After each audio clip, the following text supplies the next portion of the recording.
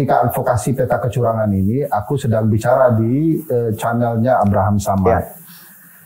Nah, Mas Dandi, teman dalam isu yang lain, nonton. Saya penasaran dengan cerita Ferry soal peta kecurangan, bagaimana penjabat digerakkan dan dimainkan. Lalu ajak diskusi. Dan Mas Dandi kan yang membuat film Endgame. Kapan kita mau buat film? Kalau bisa seminggu besok, seminggu. Oh, jadi itu benar-benar datangnya menjelang pemilu itu? Maka yang nuduh bilang itu mau merusak suara itu, kalau dilihat siklusnya, itu bisa kami buktikan memang sangat sempit waktunya, seminggu. Karena dia nonton channel itu, dia ketemu cerita-cerita, Mas, masuk akal seminggu. Penelitianmu ada? Ada, kita serahkan semua. Kita buat dalam waktu seminggu. Biayanya itu sumbangan. Ini saya sampaikan saja terbuka. Misalnya kita mau nyumbang seluruh teman-teman aktivis dan NGO. Ada yang 2 juta, 1 juta. Yang celakanya di hari pertama sumbangan sudah ada NGO yang nyumbang 15 juta. Itu NGO jurnalis. Dia sumbang 15 juta. Sampai yang lain bilang kampret-kampret. Nih yang nyumbang 15 juta kurang ajar nih. Karena ada yang nyumbang 500.000, jadi sungkan kan? Iya. Tapi itu terjadi sumbangan, hanya dananya itu tidak cukup. Karena Mas Dandi itu punya berbagai mitra, layar yang besar itu yang paling mahal 50 juta, itu dihutang dulu. Dihutang dulu, lalu jadilah film.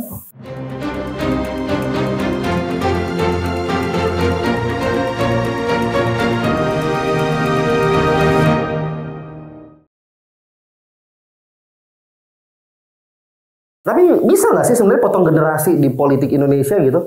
Misalnya kayak semua partai, nggak apa-apa partainya lama, tapi semua anak muda di seluruh partai itu berkomitmen untuk, udah kita semua bikin gerakan Golkar dipimpin anak muda, PDIP dipimpin Tinatun misalnya kan gitu kan? Harus ada 2 kesadaran kan. Anak mudanya sadar untuk melakukan perubahan di partai setua apapun. Dan orang tuanya juga sadar ini waktunya anak muda. Kalau mereka merasa paling hebat sendiri ya susah. Bambang Pacul aja 5 periode loh di DPR.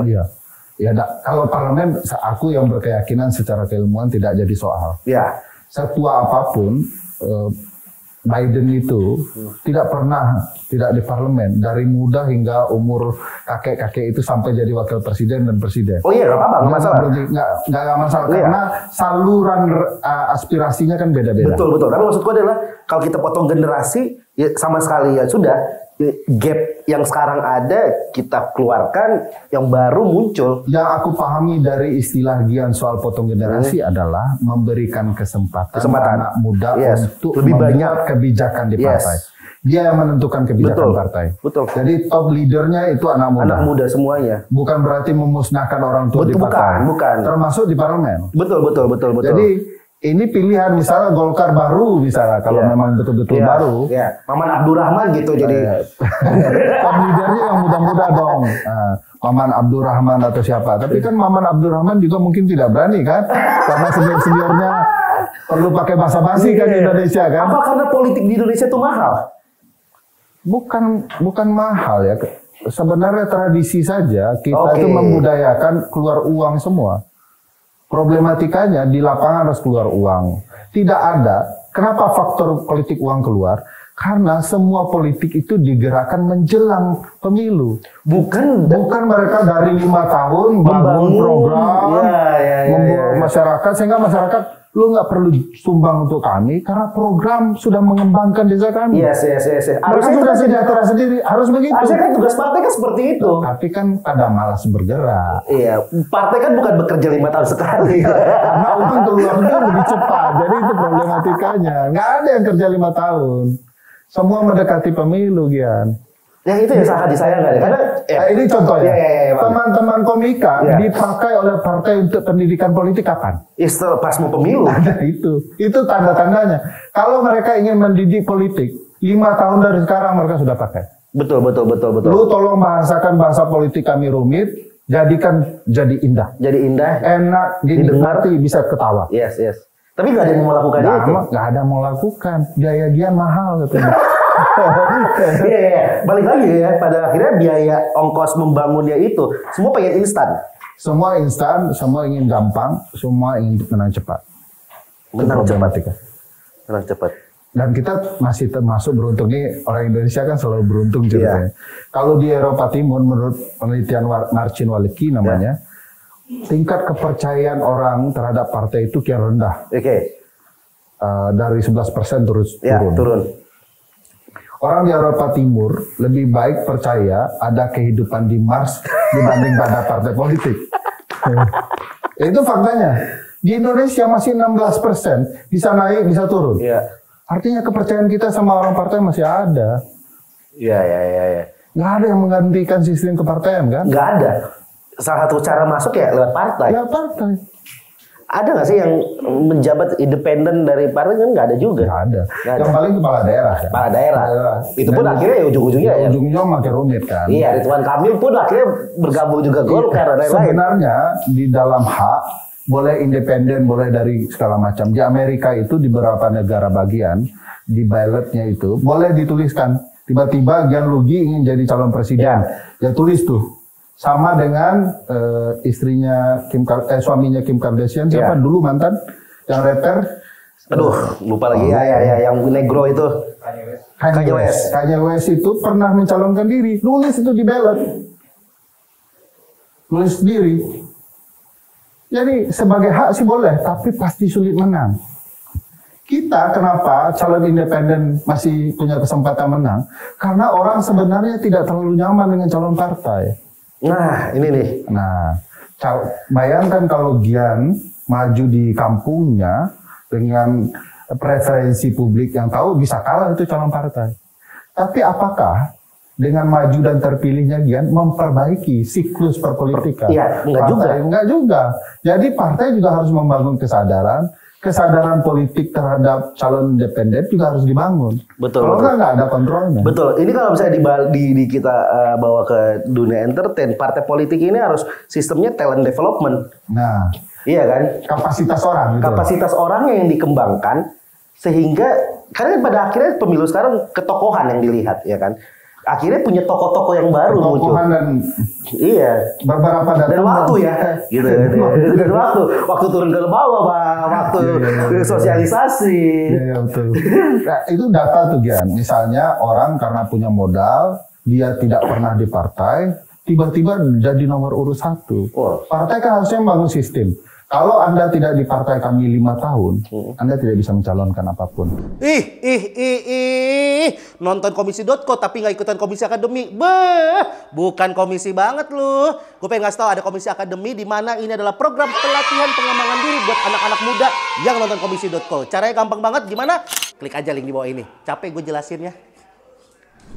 5 tahun dulu di partai. Iya. Supaya dia betul-betul habis-habisan di partai, bekerja untuk partai, baru dia dapat ruang prestasi sambil membangun kapasitasnya yang dirimu ceritakan tadi.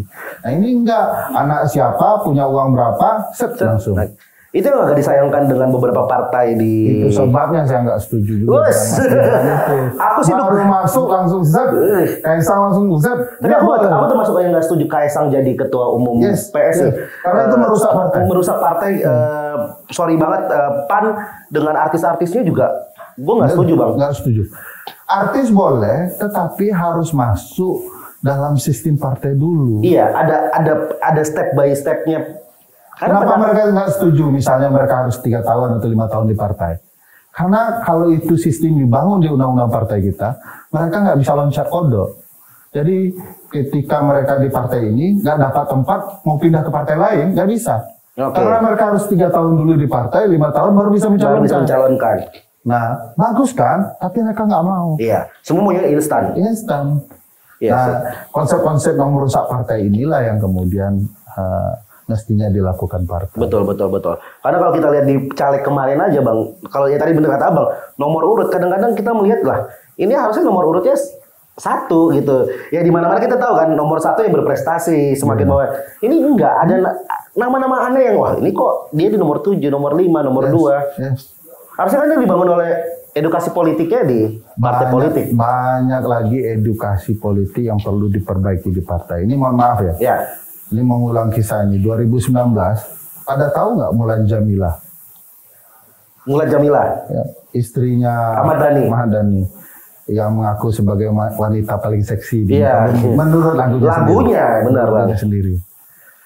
Beliau nggak terpilih, tapi jadi anggota DPR di 2019. Tahu nggak sebabnya? Iya. Beliau itu peringkat 5. Oleh Gerindra dipecat 4. Iya. Yang disumpah yang nomor 5. Pertanyaan besarnya, suara pemilih untuk 4 orang di atas ini kemana? Partai politik ngapain memecat orang yang merugikan suara rakyat? Dan ini tidak hanya terjadi dalam kasus Mulan Jamila. Banyak lagi. Banyak di partai lain. Karena fokus partai politik akhirnya satu sisi ego terhadap partainya sendiri. Yes. Gue nggak apa-apa kalah, tapi secara nasional gue menang. Yes. Ya itu bisa terjadi di Golkar juga seperti itu. Ada caleg-calegnya yang mungkin berprestasi tapi kalah, tapi nyumbang suara buat Golkarnya. Iya. Dan I don't care about you gitu. Ya, pokoknya mereka punya kepentingan sendiri, soal kepentingan rakyat pemilih nanti soal lain. Nah, itu problematika. Ya, itu kan serumit itu loh politik. Yes, serumit itu. Ya, ya. Serumit dan semenyebalkan itu.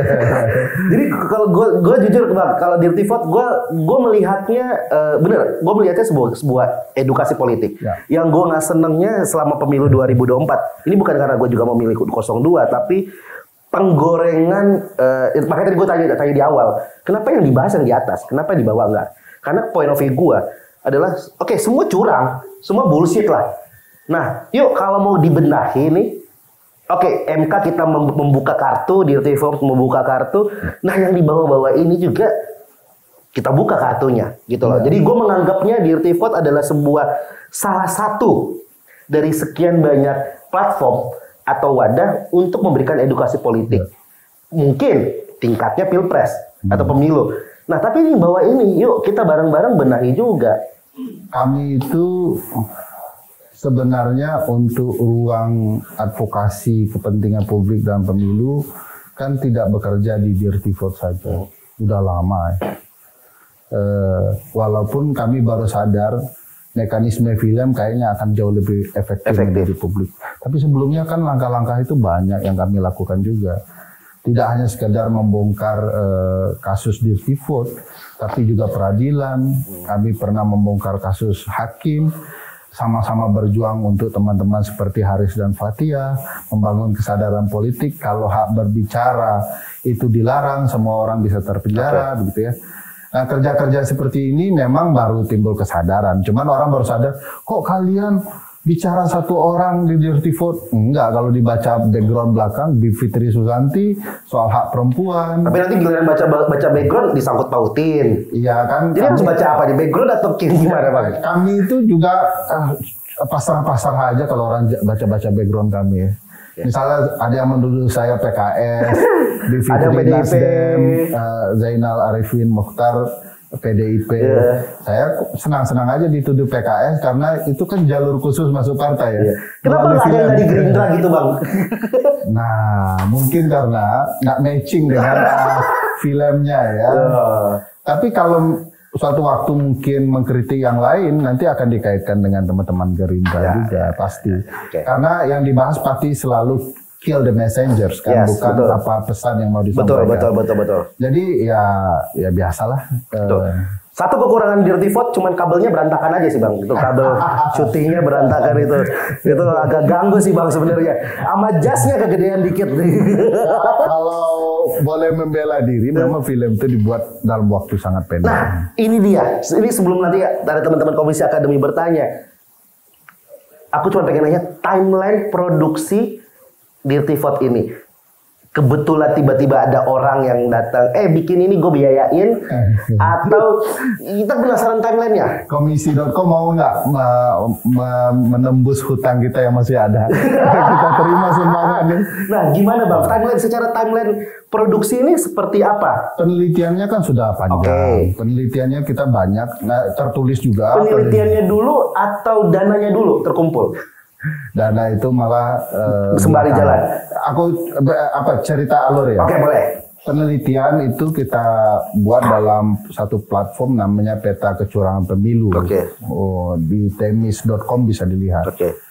Peta Kecurangan Pemilu itu menjelaskan di mana saja wilayah kecurangan terjadi dalam bentuk perbuatan apa. Nah, ketika advokasi peta kecurangan ini, aku sedang bicara di channelnya Abraham Samad. Ya. Nah, Mas Dandi, teman dalam isu yang lain, nonton. Saya penasaran dengan cerita Ferry soal peta kecurangan, bagaimana penjabat digerakkan dan dimainkan. Lalu ajak diskusi.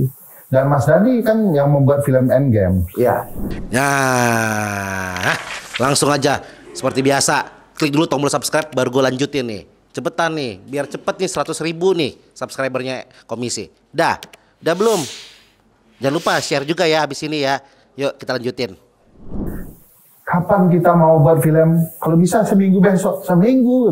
Oh jadi itu benar-benar datangnya menjelang pemilu itu? Maka yang nuduh bilang itu mau merusak suara itu kalau dilihat siklusnya, itu bisa kami buktikan memang sangat sempit waktunya, seminggu. Karena dia nonton channel itu, dia ketemu cerita-cerita, Mas masuk akal seminggu. Penelitianmu ada?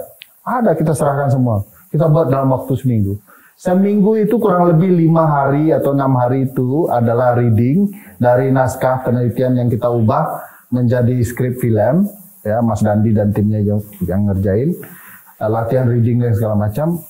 Langsung teks 1 harian penuh. Sampai malam, dari pagi sampai malam selesai.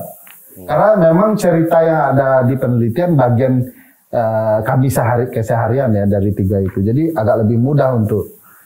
Nah, problematikanya ini barang awalnya mau dibuat sesimpel mungkin. Tapi begitu Mas Dandi dan lain baca, ini harus dibuat sekeren mungkin. Nah, biayanya itu sumbangan. Ini saya sampaikan saja terbuka. Misalnya kita mau nyumbang seluruh teman-teman aktivis dan NGO. Nah, ada yang 2 juta, 1 juta. Yang celakanya di hari pertama sumbangan sudah ada NGO yang nyumbang 15 juta. Itu NGO jurnalis. Dia sumbang 15 juta. Sampai yang lain bilang kampret. Nih yang nyumbang 15 juta kurang ajar nih. Karena ada yang nyumbang 500.000, jadi sungkan kan? Iya. Tapi itu terjadi sumbangan. Hanya dananya itu tidak cukup. Karena Mas Dandi itu punya berbagai mitra, layar yang besar itu yang paling mahal 50 juta, itu dihutang dulu. Dihutang dulu. Lalu jadilah film. Nah, kami sepakat walaupun miskin tetap ingin berbudi kan. Seluruh channel yang resmi tidak berbayar. Tapi masuklah, karena ini ceritanya dari channel Bang Abraham. Boleh nggak saya monetize? Nanti uangnya saya sumbangkan kepada teman-teman. Nah, sumbangan seperti inilah yang kurang lebih hampir melunaskan hutang. Nah, kini apa hutang-hutang tersita? Beberapa kru belum terbayar. Jadi kami berharap kepada Gian, ya kurang lebih ini kami pasti dengan gerak masyarakat sipil akan bisa membuat pendidikan ini dengan biaya masyarakat sipil sendiri. Dan itu bisa dipegang ya Bang? Kalau kami monetis lumayan kaya loh. Iya dong, itu monetis itu jutaan. Hitungan satu channel itu bisa menghasilkan 5 miliar kemarin. Jadi itu channelnya tuh channelnya siapa tuh? Bikin sendiri? Bikin sendiri. Dirty Vote itu? Dirty Vote itu sudah hampir 10 juta ya ditonton. Monetisnya dimatikan. Tapi sekarang sudah sayang Bang. Sayang ini. Sini komisi olah Bang. Itu kan ada 3 channel, masing-masing 10 jutaan. Oh, dibagi ke 3 channel? Ya, belum dihitung channel yang lain ya. Maksudnya kemarin dibagi 3 channel itu karena kan penayangan satu videonya tuh di Dirty Vote. Ya. Tapi di channel lain juga ditayangin sama. Dan karena memang ada geraan-geraan yang kemudian membuat channel itu tidak bisa ditonton segala macam di hari pertama. Karena kan ada trailer yang menyebar, itu ada buah apalah. Kok bisa kesebar Bang? Nggak mungkin. Trailer itu kan memang kami sebar dulu. Sebelum filmnya jadi. Nah, begitu mau diupload karena channelnya sudah ada, itu susah sekali. Nah, ada upaya, ya udah kita sebarkan ke channel teman-teman yang lain. Oh, tayang yang video yang sama ke channel-channel yang lain. Yang resmi yang kita ajak kerjasama. Muncullah itu, barulah channel kami bisa naik. Makanya ada peristiwa film belum naik, sudah ada konferensi pers. Tapi thanks to konferensi pers karena lonjakan penonton jauh berkali lipat pasca. Karena orang lebih penasaran. Durasi berapa kemarin tuh Bang? 30 Hampir 3 jam. 3 jam 57 menit. Itu setara film apa ya 3 jam itu? Titanic 2 jaman itu ya. Ya, tapi ini luar biasa sih. Gue melihatnya bukan suatu hal yang merusak suara ya Bang ya. Tapi gue melihatnya bahwa ini menjadi sebuah dinamika baru, platform baru, dan ya harusnya yang lain-lainnya yang berseberangan dengan Bang Ferry harus bisa membuat hal yang sama untuk mengungkap hal yang lain. Ya, kami malah bermimpi itu teman-teman komika buat film luar biasa kan banyak di bioskop-bioskop. Ayo dong kapan-kapan buat film ngepop soal politik atau dokumenter politik yang bisa dinikmati orang banyak. Mas Dandi serius, Ferry Amsari serius, Bivitri serius. Boleh lah Bang Dandi hubungin kontak di sini kita ngobrol lah. Isu-isu serius perpolitikan kalau bisa dibuat oleh teman-teman dengan yang lebih ngepop, lebih lucu. Lebih. Itu sih harapannya. Mantap. Nah, ini buat dari teman-teman Komisi Akademi ini Bang, kalau kita lihat ini ada Komisi Akademi, ini salah satu bentuk edukasi politik juga dari komisi. Jadi kita bikin kelas-kelas Bang, bikin angkatan, ini angkatan pertama. Ada 20 orang, kita kasih tahu tentang ajaran tentang jurnalistik, tentang konten kreator dan public speaking, dan semua free. Nah, ini tiap kali syuting mereka hadir. Kali ini ada yang mau bertanya? Oke, silakan nih 2. Silakan. Boleh dulu. Nih dari Bogor. Rumit pertanyaannya, dosen nggak kadang ditanya nggak bisa jawab. Aduh, kayak di debat tuh kemarin tuh. Ya. Lanjut. Saya dari Komisi Akademi, mungkin pertanyaan saya agak subjektif ya untuk Bung Ferry ini, karena setelah bikin dirty vote apa segala macam tadi, perjalanannya timelinenya 7 hari ya, seminggu, itu seberapa puas Bung Ferry dengan film ini hasilnya? Karena skor keputusan MK tetap 5-3 gitu. Jadi seberapa puas itu subjektifnya dari Bang Ferry. Oke, satu lagi biar langsung 2. Silakan. Oke, Bang Ferry, perkenalkan saya Salwa dari Komisi Akademi Bat 1. Yang ingin saya tanyakan di sini adalah melihat situasi politik saat ini ya, Bang Ferry sebagai akademisi apakah ada kekhawatiran gitu akan melihat kondisi politik saat ini khususnya untuk anak-anak muda dan juga kita yang akan menuju Indonesia Emas 2045 gitu. Oke. Indonesia Emas 45. Itu marketing atau beneran bakal ada, Bang? Itu 2045 itu masa yang tepat untuk Jan Etes maju dari Aduh, oke. Silakan Bang dijawab Bang. Seberapa puas dulu? Kalau dari misi pendidikan politik sangat-sangat puas. Puas lah ya. Karena semua orang sekarang bicara apa yang film itu bicarakan, membuktikan apa yang film itu buktikan. Dari apa yang didiskusikan di publik hingga putusan MK. Jangan lupa pemohon 01 dan pemohon 02. Pemohon 01 itu kan Capres 1, pemohon 02 itu kan Capres 03.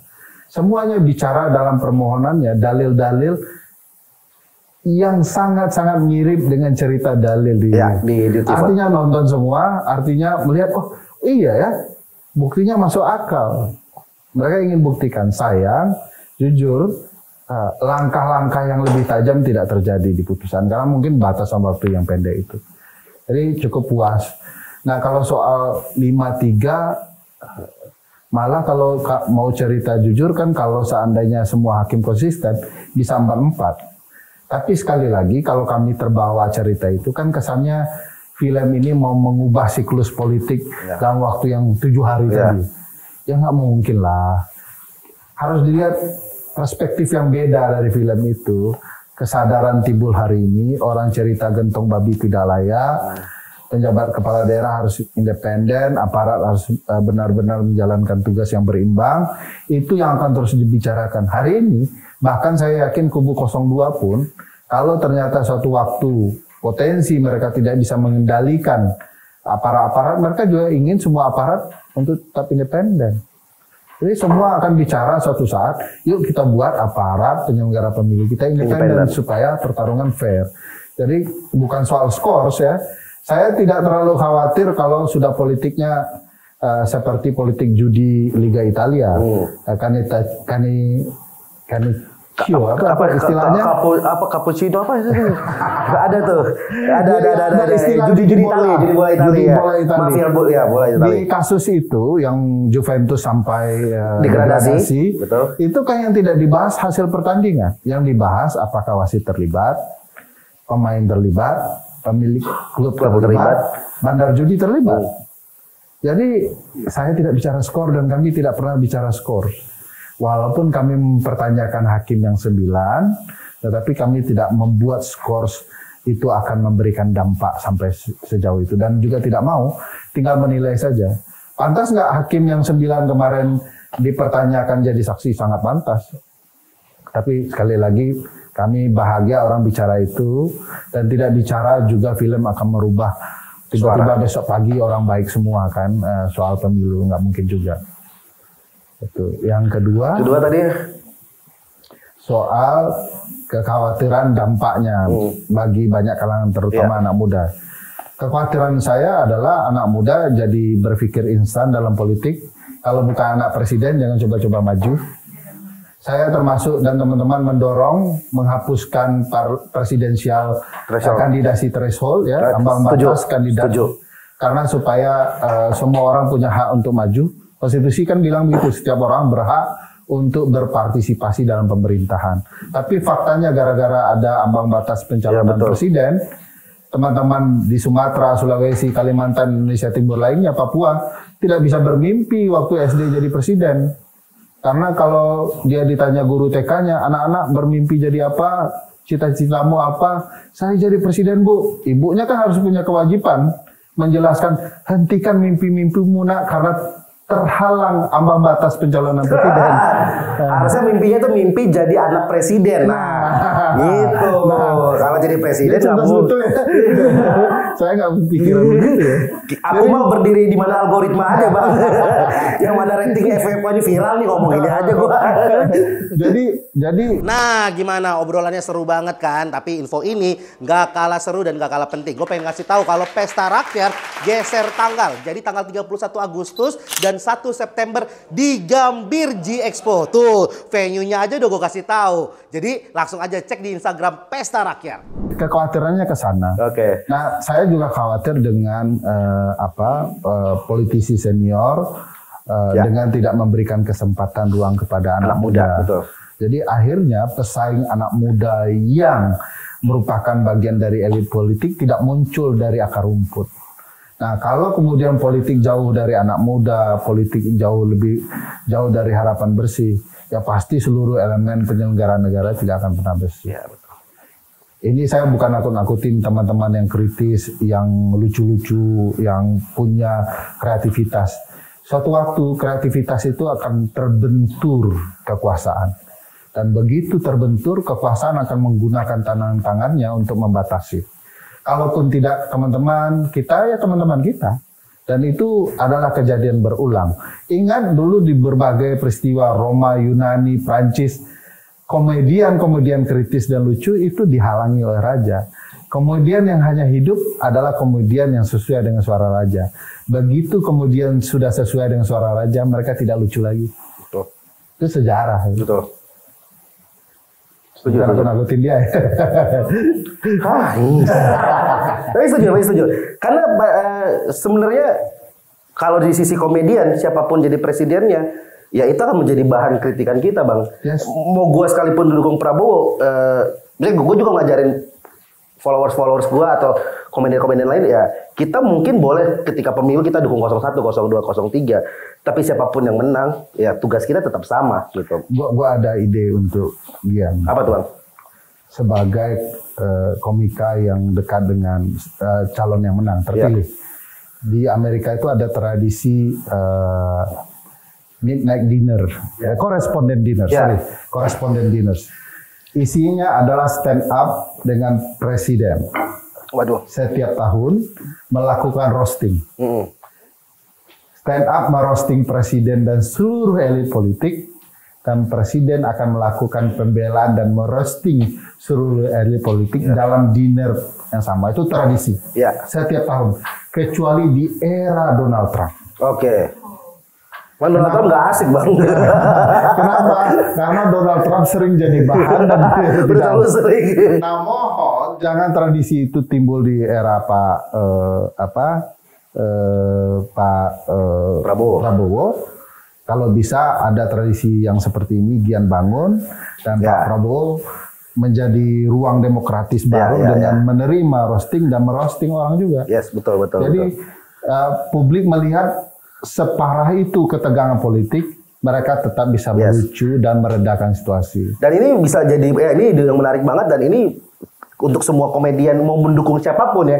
Karena balik lagi ya, tugasnya kita, yang aku senang di 2024 adalah kita para komedian tidak hanya diperalat aja. Walaupun mungkin tadi kata Bang Ferry, kita dipakai pada saat musim pemilu, tapi kita menjadi garda di depan juga. Di 01 teman-teman terlibat di Desak Anies, 02 juga bersuara dengan konten, di 03 ada yang Viko segala macam, tolak peluru. Tolak prof, terus ada peluru tak terkendalinya yang bisa dibilang jadi warna baru buat di politik Indonesia. Nah, dengan ide Bang Ferry ini ya harusnya pada akhirnya siapapun jadi presiden kita harus bersatu untuk menjadi penyeimbang. Gitu, menjadi penyeimbang siapapun yang menjabat gitu. Setuju. Karena ya gue udah bilang mau Prabowo juga jadi presiden ya kalau salah gue kritik gitu loh. Karena yang akan kena kalau tidak kita ya teman-teman kita. Betul. Menarik. Ya coba nanti ya ada yang mau donasiin nggak itu? Enggak, kalau koresponden dinners itu saya jamin kalau itu wujud. Kan koresponden itu kan wartawan, bekerja sama dengan Komika, itu pasti akan banyak sponsornya. Dan biasanya malam itu diwujudkan sebagai malam amal, pengumpulan donasi. Jadi yang datang dinner itu bayar tiket itu sama dengan show-nya teman-teman. Dan uangnya sebagian besar kalau tidak seluruhnya disumbangkan untuk kepentingan kebijakan negara yang belum terselesaikan, misalnya anak miskin, segala macam dan lain-lain ya. Menarik tuh. Menarik, bisa nih, coba deh ya, dibantu ya Bang ya. Oke, terima kasih buat Bang Ferry, thank you Bang sudah hadir di sini. Kita akan sering-sering ngobrol, kita melihat. Karena ya 5 tahun ke depan tugas kita adalah mengawal ini semua. Gitu. Nggak ada lagi pendukung 02, 01, 03. Kita adalah negara rakyat Indonesia yang mengawal bangsa ini gitu. Thank you buat semua juga, thank you yang udah nonton. Terima kasih banyak. Jangan lupa di-share, like, subscribe komisi.co. Sampai ketemu di episode selanjutnya dengan bintang tamu selanjutnya. Bye bye. Thank you. How come? Karena dia tahu dia menangnya bukan karena demokrasi elektoral, tapi menangnya karena bansos. Karena politik gentong babi.